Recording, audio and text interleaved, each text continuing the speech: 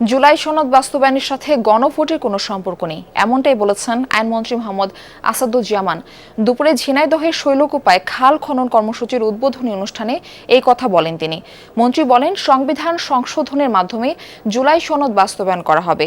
তেল নিয়ে কেউ অস্থিতিশীল পরিবেশ তৈরি করলে বিশেষ ক্ষমতা আইনে কালোবাজারি ও মজুতদারের বিরুদ্ধে ব্যবস্থা নেওয়া হবে, যার সর্বোচ্চ শাস্তি মৃত্যুদণ্ড।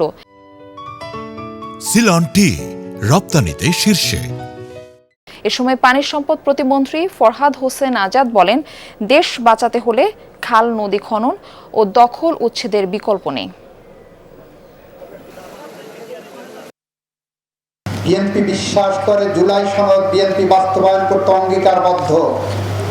আর এই জুলাই সনদই বলছে আমাকে বাস্তবায়ন করো সংবিধান সংশোধনের মধ্য দিয়ে। এটা জুলাই সনদে সুস্পষ্টভাবে লিখিত আছে যে সংবিধান সংশোধনের মধ্য দিয়ে জুলাই সনদ বাস্তবায়িত হবে। যে ব্যক্তি যত সক্রিয় হোক না কেন, যত রকম